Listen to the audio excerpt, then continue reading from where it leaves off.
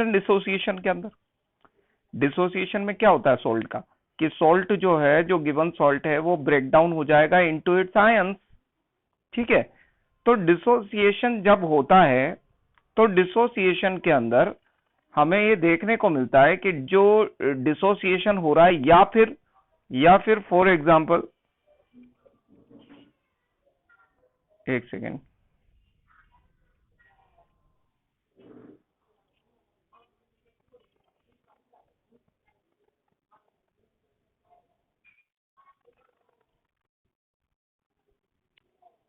आध्या भी आ गई, चलो एक सेकेंड ज्वाइन हो जाना तो इसे। चलो ready, now everyone ready. Okay, देखो, एसोसिएशन हुआ और डिसोसिएशन हुआ। एसोसिएशन में क्या होता है, दो आयंस एक दूसरे से जुड़ जाते हैं, और दो आयंस जुड़कर क्या करते हैं, एसोसिएशन में दो आयंस जुड़कर एक दूसरे से कनेक्ट हो जाते हैं। ये दो आयंस थे ए प्लस और बी माइनस, और ये जुड़कर ए बी सॉल्ट बना लिया इन्होंने।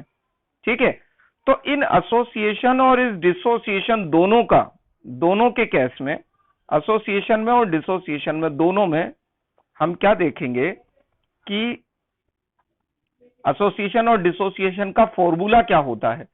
तो डिग्री जो होती है, अल्फा बोलते हैं डिग्री ऑफ डिसोसिएशन को या डिग्री ऑफ एसोसिएशन को।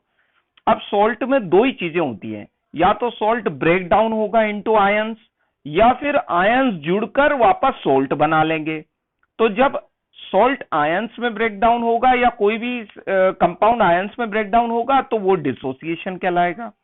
और अगर कोई आयंस सॉल्ट में कन्वर्ट होगा या कंपाउंड में कन्वर्ट होगा तो वो एसोसिएशन कहलाएगा। तो डिसोसिएशन और एसोसिएशन के लिए degree of association and degree of dissociation के नाम से ही इसकी डिग्री कैलकुलेट की जाती है, कि कोई भी सॉल्ट है वो कितना डिसोसिएट हो रहा है, कितना परसेंट डिसोसिएट हो रहा है, ये कहलाता है डिग्री ऑफ डिसोसिएशन। और कितना परसेंट वो एसोसिएट हो रहा है, ये कहलाता है डिग्री ऑफ एसोसिएशन। अब यहां पर दोनों का फॉर्मूला आपको कैलकुलेट करके दे रखा है, alpha is equal to I minus one upon N minus one, और alpha is equal to one minus I upon one minus N one upon N. ये कहां से आया फॉर्मूला, अब पहले तो ये बता दूं मैं, आई का मतलब होता है वेंट ऑफ फैक्टर, एन का मतलब होता है number of ions which are involve in a dissociation, और अल्फा होती है डिग्री ऑफ डिसोसिएशन या एसोसिएशन। ये बात समझ में आई नहीं आई, यहां तक समझ में आ गया। अब ये फॉर्मूला कहां से आया वो हम डिराइव करने जा रहे हैं, और सबसे पहले हम डिराइव करेंगे फॉर डिसोसिएशन। अल्फा कहां से मिला, हमारे पास बहुत टाइम है, इसलिए हम पूरी पूरी डेफिनेशन डेरिवेशन करेंगे। क्यों, क्योंकि यहां पर एक बहुत बेसिक कंसेप्ट रिएक्शंस का मोल्स और आयंस की बेसिस पे कैलकुलेशंस करना सीखना हमें सीखने को मिलेगा। इस फॉर्मूले के थ्रू एक तरीके से हमें एक नॉलेज मिलेगी कि केमिकल रिएक्शंस में आयंस का टोटल और उनका कैलकुलेशन कैसे किया जाता है मोल्स के अकॉर्डिंग। तो एक नई नॉलेज मिलेगी हमें। बात समझ में आ गई? यहां तक किसी को कुछ पूछना हो तो बोलो, otherwise we are starting with the derivation. बोलो।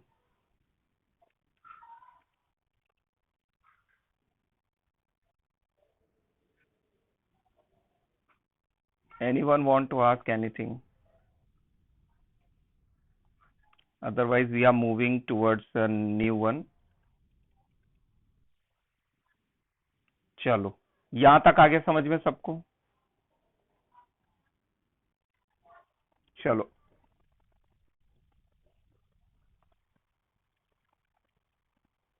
दो क्वेश्चन वो हम लास्ट में डिस्कस कर लेंगे, हम। ठीक है, सॉरी, सबको दिख रहा है ये?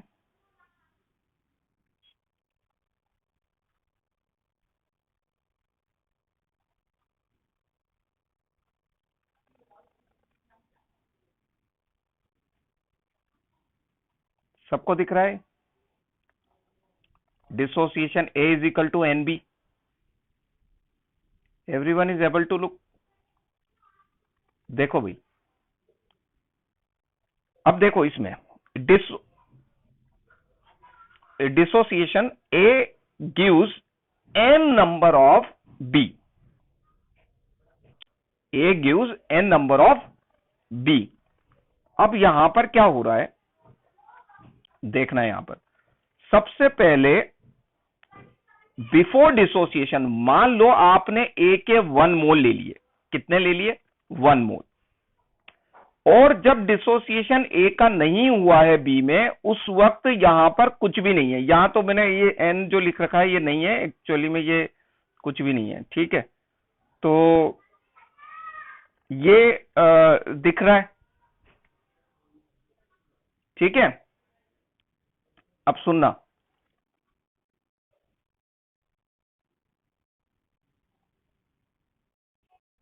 ये जैसे ही हम इसके अंदर डिसोसिएशन करेंगे, क्या करेंगे? डिसोसिएशन। तो मान लो अल्फा मॉलिक्यूल्स, अल्फा मोल्स या अल्फा मॉलिक्यूल्स ए के कन्वर्ट हो जाते हैं बी में। तो मैं इधर से इधर कन्वर्ट कर दिए मैंने, अल्फा जो है वो इधर से इधर कन्वर्ट हो गया। तो अल्फा जो है, अल्फा मॉलिक्यूल्स यहां से यहां कन्वर्ट हो गए। तो मैं क्या करूंगा? ए में से अल्फा अल्फा को क्या करूंगा? माइनस, और बी में अल्फा को मैं जोड़ दूंगा। गलत तो नहीं किया मैंने? ए में से मैंने अल्फा को माइनस कर दिया, 1 माइनस अल्फा। तो आफ्टर डिसोसिएशन, डिसोसिएशन होने के बाद ए कितने बचे? अल्फा इधर आ गए, तो 1 माइनस अल्फा हो गया इधर तो आफ्टर डिसोसिएशन। और अल्फा किधर आ गए? प्रोडक्ट वाली साइड पर। तो प्रोडक्ट वाली साइड कितनी होगी? N alpha. हुई नहीं हुई? ये बात किसी को समझ में नहीं आई हो तो बता देना, क्योंकि ये बेसिक कंसेप्ट है केमिकल रिएक्शन का। नंबर ऑफ मोल्स बैलेंस करने का ये एक तरीका होता है। इसको मैं और तरीके से भी बता सकता हूं, अगर आपको नहीं आया हो तो बोलो। If you are not able to understand then tell me.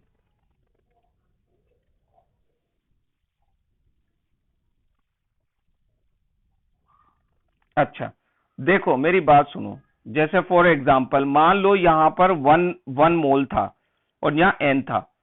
Alpha घट गए इसमें से, वन में से, मतलब डिसोसिएट हो गए। ए टूटकर बी में बदल गया, ए टूटकर बी में बदल गया। और कितना बदला? अल्फा बदल गए।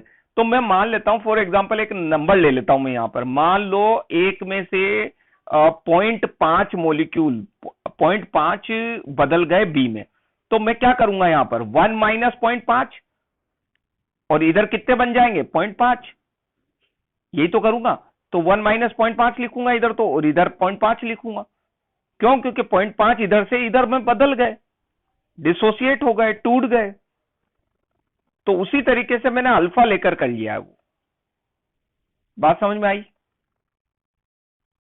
है ना? अब ये जो नीचे आफ्टर डिसोसिएशन हमें ये जो जो भी मिला आफ्टर डिसोसिएशन, ये आफ्टर डिसोसिएशन जो भी मिला है हमें, ये आफ्टर डिसोसिएशन जो मिला है हमें, वो देखो, ये आफ्टर डिसोसिएशन जो मिला है वो मिला है अपन को 1 माइनस अल्फा और एन अल्फा। अगर इस 1 माइनस अल्फा और एन अल्फा का आफ्टर डिसोसिएशन का नंबर का टोटल अपन लगाना चाहें तो अपन टोटल कैसे लगा सकते हैं? देखो यहां पर टोटल लगा रखा है, और वो टोटल कैसे लगा रखा है? 1 minus alpha plus N alpha, total लगा लेंगे हम इसका, जोड़ लेंगे इन दोनों को। जैसे ही हम जोड़ेंगे इनको, तो हमारा इस प्लस एन अल्फा को मैंने इधर ले लिया राइट साइड पर, और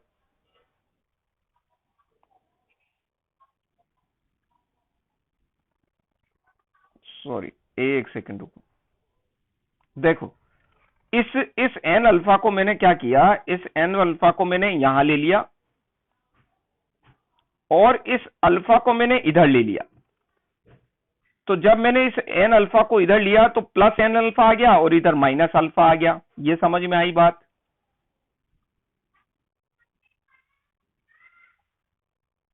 किसी को कोई प्रॉब्लम इसमें? लिख तो सकता ही हूं मैं कैसे भी। तो जैसे ही मैं इसको टोटल लगाऊंगा 1 plus N alpha minus alpha, तो इसका टोटल लगाऊंगा और इसको बैलेंस करूंगा तो मुझे अल्फा कॉमन लेना पड़ेगा यहाँ, तो ये टोटल आ जाएगा, इसका नंबर ऑफ पार्टिकल्स का टोटल आ जाएगा 1 प्लस अल्फा इंटू n-1। आ गया, कोई दिक्कत? ये आ गया अपना टोटल, सबको मिल गया 1 प्लस अल्फा इंटू n-अल्फा। किसी को कोई दिक्कत इसमें?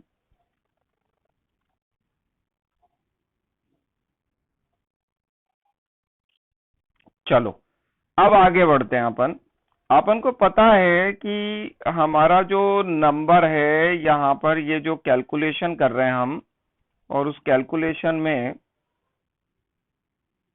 यहाँ पर देखो आई का फॉर्मूला दिख रहा है आपको सबको? आई दिख रहा है सबको? आई इज इक्वल टू क्या होता है? Number of particles of dissociated particles और associated particles upon total number. ये फॉर्मूला होता है आई का। अब नंबर ऑफ पार्टिकल एसोसिएटेड और डिसोसिएटेड जो है वो हमने कैलकुलेट कर लिए हैं। एसोसिएटेड और डिसोसिएटेड नंबर ऑफ पार्टिकल्स कितने हैं? 1 प्लस अल्फा इंटू n-1। ये पुट कर दो यहाँ। और total number of particle before association अपन ने देखे थे ना अभी ये जो टोटल नंबर ऑफ पार्टिकल थे बिफोर डिसोसिएशन वो कितने थे? 1 थे, नहीं थे?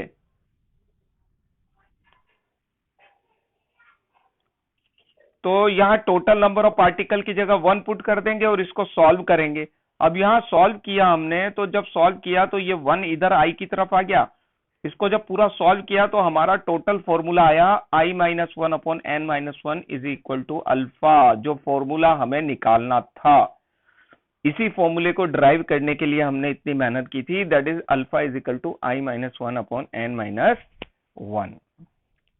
किसी को कोई इसमें पूरे में कोई दिक्कत हो कहीं पर तो देख लो इसमें और बता दो, कहीं भी कोई दिक्कत आ रही हो तो। डिराइव करने में कहीं भी कोई कंफ्यूजन रह गया हो, क्योंकि थोड़ा सा टिपिकल है, थोड़ा दिक्कत है।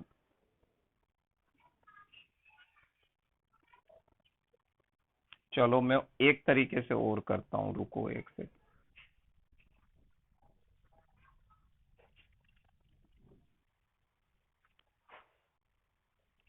मैं उसी पे आ रहा हूँ। एक्चुअली में क्या, लाइट्स नहीं है ना बेटा, तो थोड़ी सी प्रॉब्लम है। मैं आ गया, उसी उसी तरीके से बता रहा हूँ अब मैं। कोई बात नहीं, जो तुम सोच रहे हो ना उस तरीके से बता देता हूँ, ठीक है? देखो, स्क्रीन क्लियर आने दो, एक सेकंड रुको। हाँ आ गई। चलो अब देख लो, वैसे कर लेते हैं तुम जो चाह रहे हो। हाँ वो क्या है, थोड़ा सा फर्क पड़ जाता है उस चीज का भी। कोई बात नहीं, मैं वैसे करा देता हूँ। आपको पता है डिसोसिएशन में क्या होता है?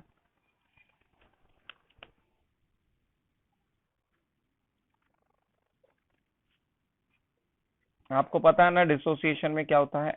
जैसे ए है, ये कन्वर्ट हो जाता है एन बी में। हो गया, इसमें किसी को कोई दिक्कत? अब ए के 1 मोल है मान लो, जब कब? जब डिसोसिएशन स्टार्ट नहीं हुआ है, रिएक्शन स्टार्ट ही नहीं हुई है अभी। अभी अपन ने सब कुछ टेस्ट ट्यूब में रख रखा है, डिसोसिएशन अभी स्टार्ट नहीं हुई है। तो ये काम है बिफोर डिसोसिएशन। तो 1 मोल है और यहां पर कितने हैं? एन बी है। अब मान लो इसमें से अल्फा अल्फा कन्वर्ट हो जाते हैं यहां से, इसमें से अल्फा माइनस हो जाते हैं, मतलब 1 में से अल्फा माइनस हो गए और अल्फा किधर आ गए? बी की तरफ आ गए।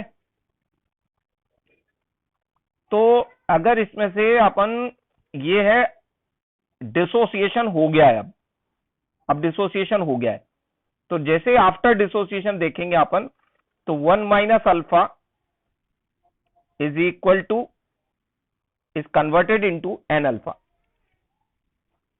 अब तो समझ में आ गया? मतलब अल्फा यहां से घटे और यहां अल्फा प्रोडक्ट की तरफ चले गए, तो प्रोडक्ट में एन था तो एन अल्फा हो गया वो। अब यहां पर इसका टोटल लगाने को बोले आपको, तो आपको तो टोटल टोटल के लिए ज्यादा दिमाग नहीं लगाना, बस आपको ऐड ही तो करना है, तो इसको डायरेक्टली ऐड कर लो। 1 minus alpha plus N alpha, इसका टोटल लगाएंगे, एन अल्फा को इधर ले लेंगे थोड़ा सा, और इस अल्फा को ले लेंगे इस तरफ, तो ये थोड़ा सा अरेंज हो जाएगा ताकि अपन को कैलकुलेशन में दिक्कत ना आए। ये अल्फा, और इसको अल्फा कॉमन ले लेंगे, सॉरी अल्फा कॉमन ले लेंगे, तो ये n-1 अंदर चला जाएगा। 1 प्लस अल्फा इंटू n-1, ये किया था अपन ने।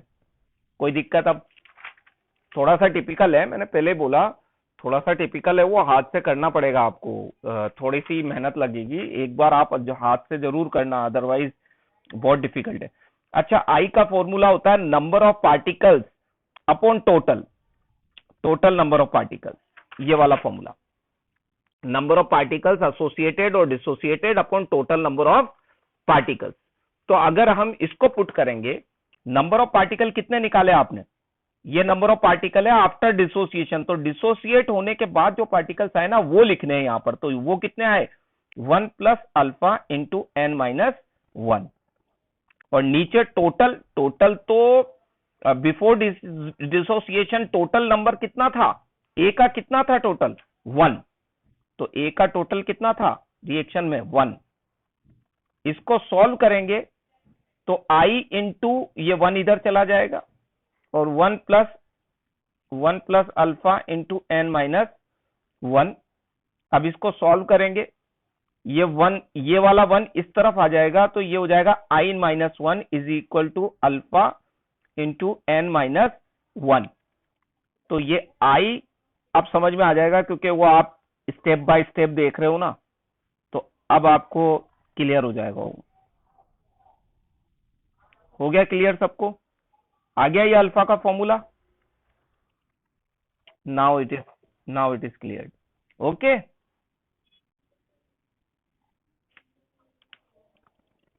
आगे बात समझ में सबको? Very good. अब आगे बढ़ते हैं अपन। अब इसमें डिसोसिएशन हुआ, मेरी एक बात सुनना, यहां पर है ना डिसोसिएशन है ना दो तरीके का होता है, एक तो वीक इलेक्ट्रोलाइट और एक स्ट्रॉन्ग इलेक्ट्रोलाइट। अब मैं आपको बता देता हूं, पहली बात तो ये कि डिग्री ऑफ डिसोसिएशन का मतलब होता है कितना आयंस देते हैं। जैसे फॉर एग्जांपल मैंने आपके हाथ में मैंने आपको दे दिया HCl, सपोज HCl दे दिया मैंने आपको, स्ट्रॉन्ग एसिड है, स्ट्रॉन्ग बेस भी है, CaOH whole twice strong base है, NaOH स्ट्रॉन्ग बेस है, HCl स्ट्रॉन्ग एसिड है, H2SO4 HNO3 NaCl। तो अब ये तो है स्ट्रॉन्ग, और वीक एसिड भी होते हैं। जैसे फॉर एग्जांपल मैं वीक एसिड लिख रहा हूं एक CH3COOH, ये वीक एसिड है। अब वीक और स्ट्रॉन्ग में क्या मतलब है, सुनो मेरी बात, यहां पर आप है ना एक बात का ध्यान रखना, स्ट्रॉन्ग एसिड मान लो ना, स्ट्रॉन्ग एसिड का मतलब होता है कि जो टूटकर H प्लस और Cl माइनस में बदल जाए, या H2SO4 है तो 2H प्लस और SO4 माइनस 2 में बदल जाए, आयंस दे दे, तो उसे बोलते हैं स्ट्रॉन्ग एसिड। क्या ये मतलब है? तो सर ऐसे तो एसिटिक एसिड भी आयंस दे देता है, क्यों नहीं देता? ये लो, एसिटिक एसिड भी आयन में दे देगा, ये CO माइनस एंड ये H प्लस, ये भी तो आयंस दे रहा है। तो इसमें और इसमें स्ट्रॉन्ग एसिड और वीक एसिड में क्या फर्क हुआ? Anyone? What do you mean by strong acid here, strong base, salt, इनका क्या मतलब है?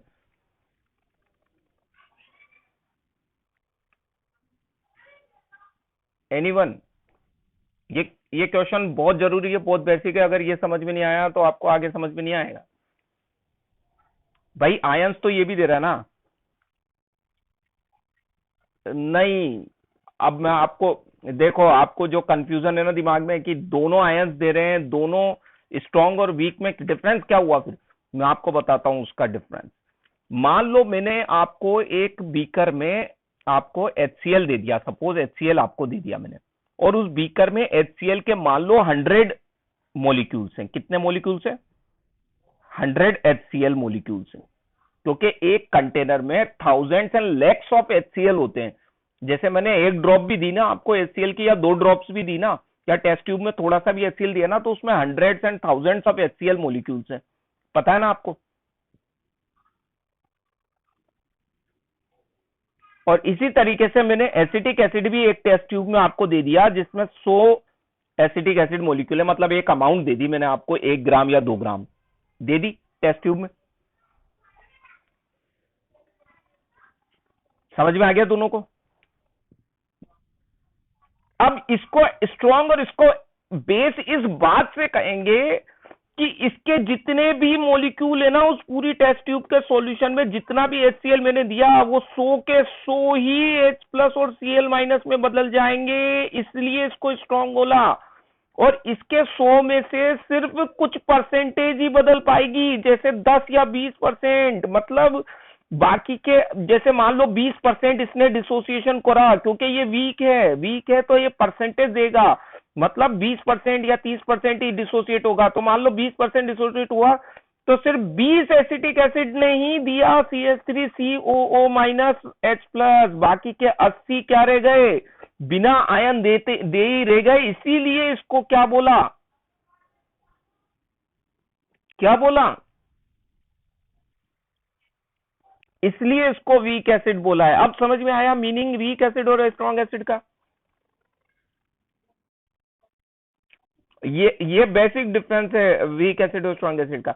स्ट्रॉन्ग एसिड मतलब वो जो पूरे के पूरे जितने भी मॉलिक्यूल आपको सॉल्यूशन में होंगे, चाहे वो 1000 हो, चाहे 2 लाख हो, चाहे 2 करोड़ हो, वो सारे के सारे 100% टूट कर H प्लस और Cl माइनस देंगे।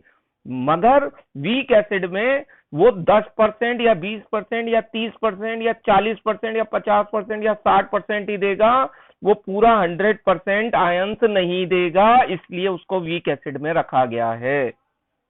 सबको क्लियर हो गई बात। ये बहुत बेसिक बात है जो बुक से समझ में नहीं आती है, बच्चा कंफ्यूज रहता है।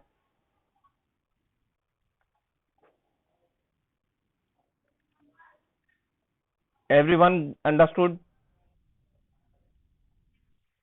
चलो अब आते हैं अपन स्ट्रॉन्ग एसिड के अंदर। मान लो ये सारे स्ट्रॉन्ग एसिड, स्ट्रॉन्ग बेस और ये दे दिए मैंने आपको, तो आपको पता है इनका डिग्री ऑफ डिसोसिएशन होता है 100%। कितना होता है? 100%। अब 100% को अगर सॉल्व करूं मैं, तो 100 अपॉन परसेंटेज का होता है 100, तो 100 से 100 को डिवाइड करें तो कितना आएगी अल्फा की वैल्यू? 1 आएगी, नहीं आएगी? जैसे ही 1 आई वैल्यू, तो अपना फॉर्मूला डिग्री ऑफ डिसोसिएशन, अपना फॉर्मूला डिग्री ऑफ डिसोसिएशन का क्या था, अभी अभी जो अपन ने डिराइव किया था, वो डिराइव किया था अपन ने alpha is equal to I-1 upon N-1। अपन यहां पर पुट करते हैं alpha is equal to I-1 upon N-1। अब इसमें अल्फा की वैल्यू पुट कर रहा हूं मैं 1। मैंने जैसे अल्फा की वैल्यू पुट करी और इसको सॉल्व किया, तो N-1 को मैं इधर ले गया, ये आ गया N-1, N-1 is equal to I-1, और इस -1 को मैं इस तरफ ले जाऊंगा तो हो जाएगा +1, और माइनस प्लस होता है माइनस, तो ये 1 क्या हो जाएगा? 0। और n इज इक्वल टू किसके बराबर आ जाएगा? आई के बराबर। अच्छा, आपको पता है n इज इक्वल टू आई हमने सारे स्ट्रॉन्ग बेस, स्ट्रॉन्ग एसिड और सोल्ट सबके लिए ये चीज लागू होगी जो हमने सॉल्व करी है। n इज इक्वल टू आई मतलब went of factor number of ions के बराबर ही होगा, आपको कैलकुलेट करने की जरूरत नहीं है। बात समझ में आई? हम्म। सिर्फ स्ट्रॉन्ग एसिड के लिए, वीक के लिए तो बहुत लंबा कैलकुलेशन है बेटा, वो तो हम कल करेंगे, मंडे को करेंगे। वो तो 10%, 20%, 50%, 70%, 80%, कितना परसेंट गिवन है उसके अकॉर्डिंग कैलकुलेट होगा वो। भाई यहाँ अल्फा के यहाँ पर 70% आप पुट करोगे तो इसकी अल्फा की वैल्यू आएगी 0.7। 70 अपॉन 100 मतलब 0.7, तो फिर उसके अकॉर्डिंग कैलकुलेट होगा ही। बात समझ में आई? हाँ, तो वीक एसिड, वीक इलेक्ट्रोलाइट की बात नहीं चल रही, ये तो सिर्फ स्ट्रॉन्ग इलेक्ट्रोलाइट। अच्छा, एक गजब की बात देखो, वेंट ऑफ फैक्टर बराबर किसके? नंबर ऑफ आयन के। तो आपको वेंट ऑफ फैक्टर अगर कैलकुलेट करना है किसी भी सॉल्ट का, किसी भी स्ट्रॉन्ग एसिड, स्ट्रॉन्ग बेस का, तो आपको कुछ नहीं करना, आपको बस उसमें देखना है कि कितने नंबर ऑफ आयन से।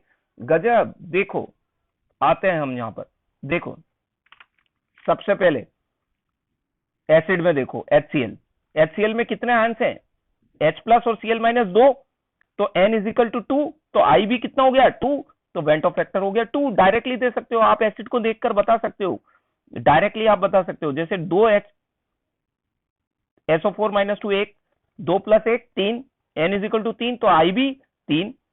कैल्शियम हाइड्रोक्साइड में Ca प्लस 2 1, 2OH माइनस, तो n 3, तो I भी 3। NaCl में Na प्लस और Cl माइनस 1 1, तो 1 और 1 2, n इज इक्वल टू 2, तो I भी 2। इसी तरीके से हम स्ट्रॉन्ग एसिड और स्ट्रॉन्ग बेस का तो बड़ा आसान है कि strong acid and strong base is equal to n is equal to I के बराबर होता है, इसमें तो कोई दिक्कत नहीं है। यहां तक कि सबको समझ में आ गया? इसमें कोई दिक्कत हो तो बोलो। मैं इसका फोटो आपको भेज दूंगा, आराम से इसको अपने हाथ से करना, सारे करना, इसको बिना हाथ से करे ये समझ में नहीं आएगा। कोई दिक्कत हो तो बोलो यहां तक। Any problem?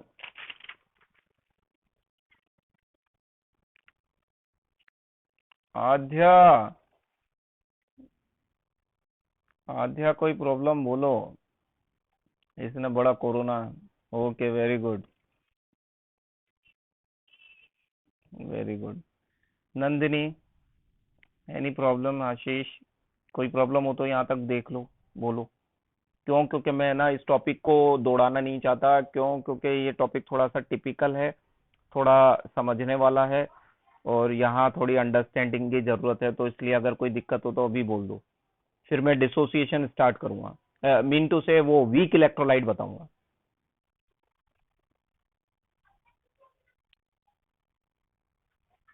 For weak electrolyte we are starting now. Okay, ready.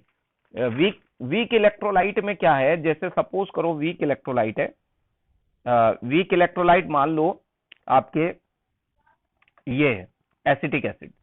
अब एसिटिक एसिड क्या है? वीक इलेक्ट्रोलाइट है। मान लो ये 10% डिसोसिएट होता है सिर्फ, फॉर एग्जाम्पल, तो अल्फा की वैल्यू कितनी होगी? 10% का मतलब गया 10/100, तो अपन निकाल सकते हैं वैल्यू कितनी होगी? 0.1 हो गई अल्फा की वैल्यू, 0.1।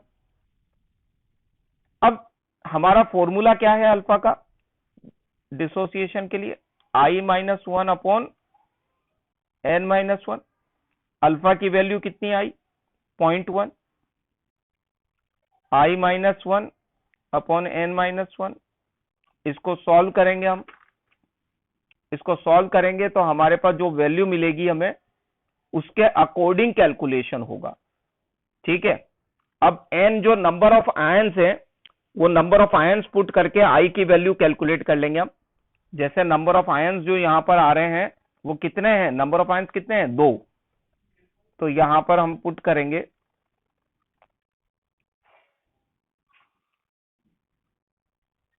सॉरी इधर आ जाओ, इसको मैं इधर ले रहा हूं। 0.1 इज इक्वल टू I-1/n-1। अब इसको सॉल्व करेंगे, n-1 को इधर ले लूंगा मैं, तो n-1 इधर आ जाएगा। n तो है नंबर ऑफ आयंस, तो ये 2 है। 2 - 1 क्या होगा? 2 - 1 क्या होगा? 1, तो ये 1 हो जाएगा।